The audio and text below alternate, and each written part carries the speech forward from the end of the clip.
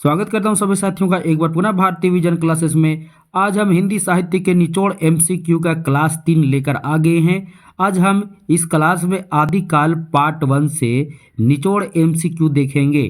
तो साथियों बता दूं कि भारतीय विजन क्लासेस पर हिंदी साहित्य का इतिहास से संपूर्ण निचोड़ सीरीज चल रही है, जिसमें जितने भी प्रश्न बनते हैं सभी प्रश्नों को हम लेकर आए हैं। यह क्लास बीपीएससी टीआरई 4.0 के लिए बहुत ही बेहतर है, यूजीसी नेट के लिए बेहतर है। इसके अलावा जितने भी प्रतियोगी परीक्षा हैं किसी भी राज्य के, अगर आपका विषय हिंदी है तो यह क्लास आपके लिए बहुत ही महत्वपूर्ण साबित होगा। तो चलिए प्रारंभ करते हैं। आज हम हिंदी साहित्य का इतिहास का संपूर्ण निचोड़ सीरीज का जो है एमसीक्यू सीरीज का क्लास 3। पहला प्रश्न है, किस ग्रंथ में राधा कृष्ण के प्रेम का अनूठा वर्णन है? मृगावती, पदावली, पद्मावत या मधुमालती? तो किस ग्रंथ में राधा कृष्ण के प्रेम का अनूठा वर्णन है? तो पदावली। मलिक मोहम्मद जैसी की रचना पदावली है। इसमें राधा कृष्ण के प्रेम का क्या है? तो अनूठा वर्णन है। चलिए प्रश्न नंबर अगला है, बिसलदेव रासो की नायिका का नाम उल्लेख कीजिए। यानी बिसलदेव रासो जो है इसकी नायिका का नाम क्या है? तो बिसलदेव रासो की नायिका का नाम है राजमती। अगला प्रश्न है, चरिया पद के रचयिता हैं सरहप्पा, सबरप्पा, लुईपा या कुकुरिपा भी होगा। तो इसका सही जवाब क्या हो जाएगा? चरिया पद। याद रखिएगा, इसमें कंफ्यूजन हो जाता है। चरिया गीत के रचयिता सरहप्पा हैं और चरिया पद के रचयिता कौन है? तो सबरप्पा हैं। याद रखिएगा, चरिया गीत के रचयिता, चरिया गीत चरिया पद दोनों में थोड़ा सा अंतर है, तो इसमें कंफ्यूजन हो जाता है कभी कभी और लोग गलत उत्तर देकर आ जाते हैं। तो चरिया गीत सरहप्पा का है और चरिया पद सबरप्पा का है। सही जवाब क्या हो जाएगा? चरिया पद के रचयिता हैं सबरप्पा। अगला प्रश्न है, जयचंद प्रकाश के रचनाकार कौन है? जयचंद प्रकाश के रचनाकार कौन है? जगनिक, भटकेदार, श्रीधर या नरपति नाल है। तो जयचंद प्रकाश के रचनाकार कौन हो जाएंगे? तो भटकेदार हो जाएंगे। अगला प्रश्न है, कुमारपाल प्रतिबोध किसकी रचना है? सोमप्रभ सूरी की है, हेमचंद्र सूरी की है, सारंगधर का है या मेरतुंग का है? तो किसका है? तो कुमारपाल प्रतिबोध के रचयिता हैं सोमप्रभ सूरी। अगला प्रश्न है, संदेश रासक के लेखक कौन है? नरपति नाल, अब्दुल रहमान, चंदबर दाई या जगनिक? तो संदेश रासक के रचनाकार कौन है? तो अब्दुल रहमान है। अगला प्रश्न है, विद्यापति की पदावली मैथिली हिंदी में रचित होने पर भी निम्नलिखित में से किससे प्रभावित है? यानी विद्यापति की जो पदावली रचना जिससे वो प्रसिद्ध हुए हैं, ये जो मैथिली भाषा में है, लेकिन मैथिली हिंदी में रचित होने पर भी यह किस भाषा से और प्रभावित है? तो इसका सही जवाब हो जाएगा बांग्ला भाषा। याद रखिएगा, बांग्ला भाषा से क्या है? प्रभावित है। VVI प्रश्न है, प्रतियोगी परीक्षा में कई बार आ चुका है। अगला प्रश्न है, अमीर खुसरो हिंदी साहित्य के किस काल से संबंधित कवि हैं? अमीर खुसरो जो हैं वो हिंदी साहित्य के किस काल से संबंधित है? आधुनिक काल, रीतिकाल, आदिकाल या भक्तिकाल? तो इसका सही जवाब हो जाएगा आदिकाल से संबंधित कवि हैं, जिनको हिंदी का यानी खड़ी बोली हिंदी का प्रथम कवि भी इनको माना जाता है। अगला प्रश्न है, दान वाक्यावली के रचयिता कौन है? दान वाक्यावली के रचयिता कौन है? तो विद्यापति। थोड़ा सा टाइपिंग मिस है, लेकिन दान वाक्यावली के रचयिता कौन है? तो विद्यापति हैं। कौन है? विद्यापति, है ना, विद्यापति।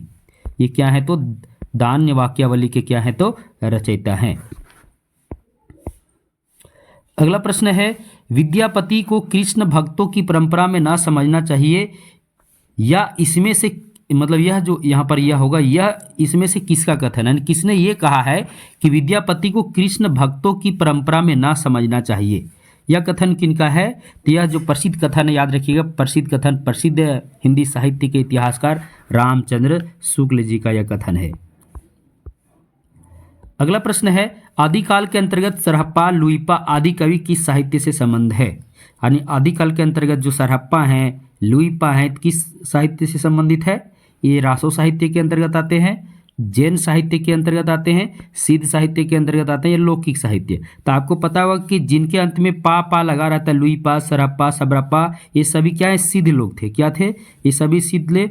और सिद्धों की संख्या कितनी थी? 84 सिद्ध। और सभी सिद्ध जितने थे अपने नाम के अंत में पा लगाते थे, तो ये सिद्ध साहित्य के अंतर्गत आएंगे।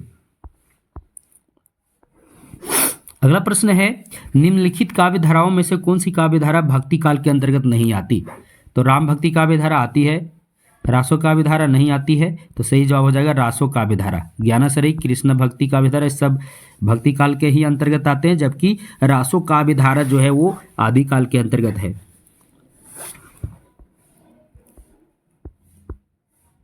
अगला प्रश्न है, आचार्य रामचंद्र शुक्ल के अनुसार किस रचना के आधार पर विद्यापति मैथिल कोकिल कहलाए? यानी विद्यापति को मैथिल कोकिल कहा जाता है, तो किस रचना पर ये मैथिल कोकिल कहलाए रामचंद्र शुक्ल जी के अनुसार, और उन्हीं को माना भी गया है? तो इनकी रचना है पदावली। पदावली जो मैथिली भाषा में है, इसी के आधार पर ये मैथिल कोकिल कहलाए। अगला प्रश्न है, रत्नाकर जोपम कथा पुस्तक का संबंध किससे है? बहुत ही महत्वपूर्ण प्रश्न आ गया है। रत्नाकर जोपम कथा पुस्तक किससे संबंधित है? तो इसका सही जवाब हो जाएगा ब्रजयानी सिद्ध से। अगला प्रश्न है, जो हाल मिसकी मकुम तगाफुल दुराई नैना बनाई बत्तियां, यह जो प्रसिद्ध पंक्ति है इसके रचनाकार कौन है? तो इसके रचनाकार कौन हो जाएंगे? तो इसके रचनाकार अमीर खुसरो हो जाएंगे। अगला प्रश्न है, निर्भय भीम व्यायोग के लेखक हैं, यानी ये किनका रचना है? निर्भय भीम व्यायोग। तो यहां पर ऑप्शन देख लीजिए,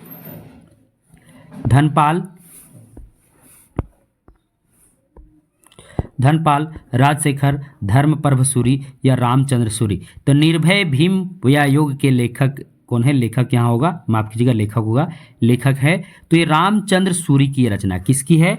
रामचंद्र सूरी की। अगला प्रश्न है, निम्नलिखित में से कौन सा नाम सिद्ध परंपरा के योगिनी नहीं बल्कि एक योगी का है? अब यहाँ जितने भी है सिद्ध परंपरा के, यहाँ पर सभी योगिनियों का नाम दिया हुआ है, जिसमें एक योगिनी का नाम नहीं है। तो मणिभद्रा योगिनी है, कनकलापा योगिनी है, लक्ष्मीकारा योगिनी, पुतलिपा जो है ये योगी है, योगिनी नहीं है, ये योगी है। अगला प्रश्न है, हिंदवी शब्द का प्रथम प्रयोग किस इतिहासकार ने किया? हिंदी साहित्य में हिंदवी शब्द का सर्वप्रथम प्रयोग किस इतिहासकार ने किया? रामचंद्र शुक्ल ने, इब्न बतूता ने, अबू सईद ने या बदायूनी ने? तो हिंदवी शब्द का हिंदी साहित्य में सर्वप्रथम प्रयोग करने वाले हैं अबू सईद। अगला प्रश्न है, कलचुरी राजवंश की 7 नायिकाओं का नख सिख वर्णन से संबंधित ग्रंथ है। कलचुरी राजवंश के 7 नायिकाओं के नख सिख वर्णन से संबंधित कौन सा ग्रंथ है? उक्ति व्यक्ति प्रकरण, राउल बेल, कुवलई माला कथा या वर्ण रत्नाकर? तो कलचुरी राजवंश के 7 नायिकाओं के नख सिख वर्णन से संबंधित कौन सा ग्रंथ है? तो ग्रंथ हो जाएगा राउल बेल। कौन सा हो जाएगा? राउल बेल, जिसके रचनाकार रोड़ा है, रोड़ा कवि जिनको माना गया रोड़ा है। और राउल बेल को चंपू काव्य भी कहा जाता है, क्योंकि गद्य पद्य मिश्रित एक चंपू काव्य है। और इसी में कलचुरी राजवंश के 7 नायिकाओं के नख सिख का क्या है? तो वर्णन है। बहुत ही महत्वपूर्ण है, VVI प्रश्न याद रखिएगा, परीक्षा की दृष्टि से बहुत ही महत्वपूर्ण है। अगला प्रश्न है, काम भाव और शरीर का सौंदर्य उनके यहाँ उत्सव रूप में है। विद्यापति के संदर्भ में यह कथन किसका है? काम भाव और शरीर का सौंदर्य उनके यहाँ उत्सव रूप में है। तो विद्यापति के संदर्भ में यह कथन किसका है? बहुत ही महत्वपूर्ण यह क्वेश्चन आ गया है। अब यहाँ पर ऑप्शन दिया हुआ है, सभी ऑप्शन के एक एक करके देख लेते हैं। ऑप्शन है रामस्वरूप चतुर्वेदी, डॉक्टर नगेंद्र, बच्चन सिंह या रामचंद्र शुक्ल। तो इसका सही जवाब क्या हो जाएगा? काम भाव और शरीर का सौंदर्य उनके यहाँ उत्सव रूप में है। यह विद्यापति के संदर्भ में यह जो कथन है ये रामस्वरूप चतुर्वेदी जी का है। अगला प्रश्न है अपभ्रंश ने दो में होगा यहाँ पर अपभ्रंश में दोहा काव्य परंपरा का आरंभ किस कवि ने किया? हेमचंद्र, जोइंदू, धनपाल या सोमनाथ? तो इसका सही जवाब क्या हो जाएगा? तो अपभ्रंश में दोहा काव्य की परंपरा का आरंभ करने वाले कवि हैं जोइंदू। याद रखिएगा जोइंदू। जोइंदू जो हैं वो अपभ्रंश भाषा में दोहा काव्य की परंपरा का आरंभ किए। अगला प्रश्न है निम्नलिखित में से किस काव्य धारा में सहज भोग मार्ग से जीव को महासुख की ओर उन्मुख किया गया है? तो किस काव्य धारा में ऐसा किया गया है? सिद्ध साहित्य, जैन साहित्य, नाथ साहित्य या लौकिक साहित्य? तो इसका सही जवाब हो जाएगा ये सिद्ध साहित्य में ऐसा किया गया है। सिद्ध साहित्य काव्य धारा में सहज भोग मार्ग से जीव को महासुख की ओर उन्मुख किया गया है। अगला प्रश्न है निम्नलिखित में से कौन चंदन बाला रास के रचयिता हैं? चंदन बाला रास। तो चंदन बाला रास के रचयिता कौन है? तो आसगु हैं। कौन है? आसगु हैं। अगला प्रश्न हो जाएगा विद्यापति ने कौन सा ग्रंथ मैथिली भाषा में लिखा? मैथिली भाषा में तो मैथिल कोकिल वो कहलाए हैं और किस रचना से? तो पदावली से। पदावली से ही वो प्रचलित हैं जिनके चलते वो मैथिल कोकिल कहलाए। अब विद्यापति जो मैथिली भाषा में लिखे वो कौन सी रचना है? तो उनका विद्यापति पदावली है। अगला प्रश्न है पौम चरऊ में किसका वर्णन है? पौम चरऊ में किसका वर्णन है? शिव की, सीता की, भरत की या राम की? तो पौम चरऊ में कहा जाए तो मुख्य रूप से राम का वर्णन है, क्योंकि पौम चरऊ जो है अपभ्रंश भाषा का ये प्रथम रामायण इसे माना जाता है। और इसके रचयिता कौन है? स्वयंभू की ये रचना है। स्वयंभू को अपभ्रंश भाषा का प्रथम कवि या महाकवि माना जाता है। और ये पौम चरऊ उन्होंने जो लिखा था वो राम का था यानी रामायण था, अपभ्रंश भाषा का रामायण था, तो इसमें राम का वर्णन मिलता है। अगला प्रश्न है अमीर खुसरो की पहेलियां और मुकरियां किस भाषा में है? अमीर खुसरो की पहेलियां या मुकरियां किस भाषा में है? तो खड़ी बोली में है। किस में है? खड़ी बोली में। अगला प्रश्न है डिंगल भाषा का अर्थ है? डिंगल भाषा का अर्थ है अवधी और बरद से के योग से बनी भाषा, हरियाणवी मिश्रित राजस्थानी भाषा, अर्धमागधी या अपभ्रंश के योग से बनी शुद्ध राजस्थानी। यही सही जवाब होगा। अपभ्रंश प्लस राजस्थानी डिंगल और अपभ्रंश प्लस ब्रज भाषा पिंगल कहलाता था। अगला प्रश्न है शुक्ल जी के अनुसार हमीर रासो के रचनाकार कौन है? हमीर रासो शुक्ल जी के अनुसार यानी रामचंद्र शुक्ल जी के अनुसार हमीर रासो के रचयिता कौन है? बहुत ही बढ़िया ये भी प्रश्न आ गया है। तो शुक्ल जी ने हमीर रासो के रचयिता किसे माने हैं और हमीर रासो के रचयिता है कौन? तो यही आपको बताना है। तो इसका सही जवाब क्या हो जाएगा? तो इसका सही जवाब हो जाएगा सारंगधर। क्या हो जाएगा? सारंगधर। सारंगधर जो है वो हमीर रासो के रचयिता हैं।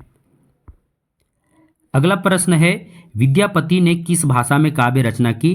तो विद्यापति में यहाँ पर अगर ऑप्शन देखेंगे तो ऑप्शन के अनुसार जो विद्यापति है मैथिली भाषा में काव्य रचना की। ऐसी विद्यापति 3 भाषा का प्रयोग किए थे, तो उसमें से मैथिली भाषा इनका जो प्रसिद्धि का आधार है। तो यहाँ पर ऑप्शन में मैथिली भाषा है, तो विद्यापति ने मैथिली भाषा में काव्य रचना की। अगला प्रश्न है अमीर खुसरो हिंदी के लिए कौन सा शब्द प्रयुक्त किया? यानी अमीर खुसरो ने हिंदी के लिए कौन सा शब्द कहा? तो उन्होंने हिंदी के लिए हिंदवी कहा। क्या क्या कौन सा शब्द का प्रयोग किया अपने काव्य रचनाओं में, या फिर उन्होंने क्या कहा? हिंदी के लिए हिंदवी शब्द को उन्होंने क्या दिया? तो बढ़ावा दिया। तो अमीर खुसरो ने हिंदी के लिए कौन सा शब्द प्रयोग किया? तो हिंदवी शब्द। याद रखिए यहाँ प्रयोग होगा।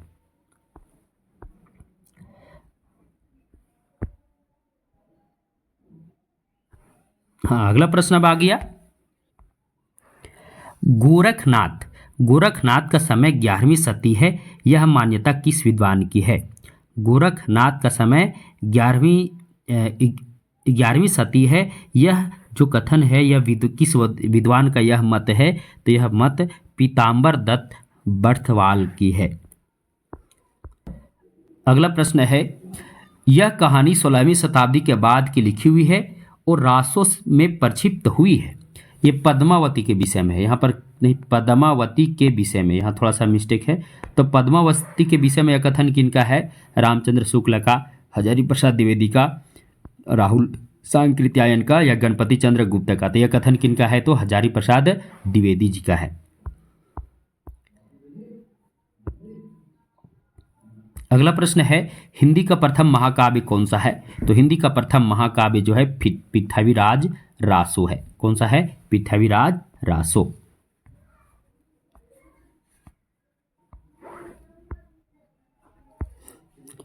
अगला प्रश्न है, इनमें से कौन सा ग्रंथ लौकिक चरित्र काव्य माना गया है? इनमें से कौन सा ग्रंथ लौकिक चरित्र काव्य माना गया है? भविष्यत कहा, योगसार, परमात्मा प्रकाश या पाहुड़ दोहा।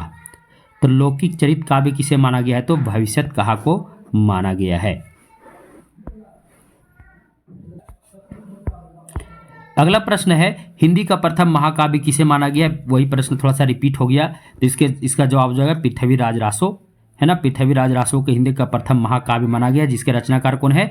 तो चंद्रबरदाई हैं, जिन्हें हिंदी का प्रथम महाकवि भी माना जाता है। हिंदी का प्रथम महाकवि चंद्रबरदाई और हिंदी का प्रथम महाकाव्य पृथ्वीराज रासो। और ये किनके अनुसार है? तो रामचंद्र शुक्ल जी के अनुसार, याद रखिएगा। तो रामचंद्र शुक्ल जी के अनुसार जो भी कुछ है वो सबको सर्वसम्मत भी माना गया है।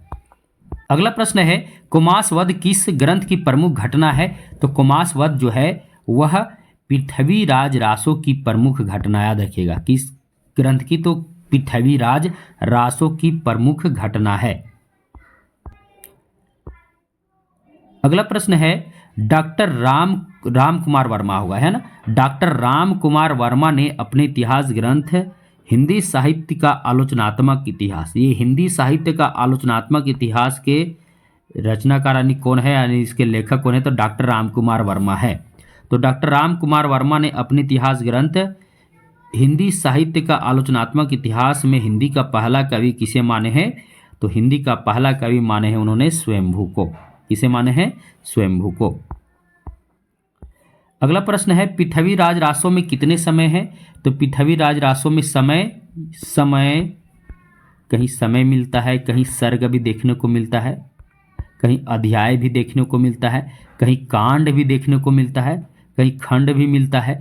तो पृथ्वीराज रासो में कितने समय हैं, अर्थात कितने उसमें सर्ग हैं यानी समय है? तो 69, याद रखिएगा 69, बहुत ही महत्वपूर्ण है। ये भी कई बार प्रतियोगी परीक्षा में यह आ चुका है। आज का अंतिम प्रश्न है, चंद्रधर शर्मा गुलेरी ने साहित्यिक अपभ्रंश को किस नाम से पुकारा है?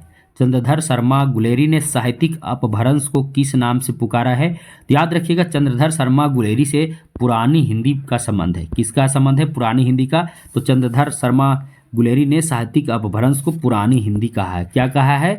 पुरानी हिंदी।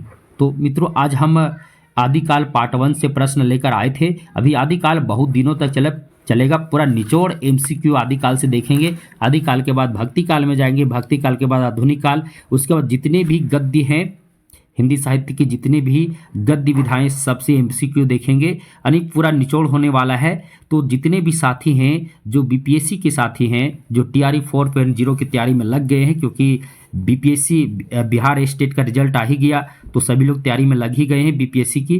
तो उसका भी वैकेंसी बहुत जल्द आने वाली है, इसलिए सभी तैयारी में लग गए हैं। और तैयारी में लग गए हैं तो प्रतिदिन आप एमसीक्यू करें। जितने भी प्रश्न हैं सभी प्रश्नों को लगातार देखते रहें, ताकि आपके दिमाग में सारे प्रश्न बैठते जाएं। और हम पूरा निचोड़ एमसीक्यू करेंगे। यानी किसी भी प्रतियोगी परीक्षा में जाइएगा तो आपको यहाँ से एमसीक्यू देखने को मिलेंगे। तो चलिए, नेक्स्ट वीडियो के लिए आप तैयार रहेंगे। ये आदिकाल का पार्ट 1 था, पार्ट 2, पार्ट 3, पार्ट 4, इस तरह करके पूरा आदिकाल देखेंगे। तो तब तक के लिए सभी को धन्यवाद।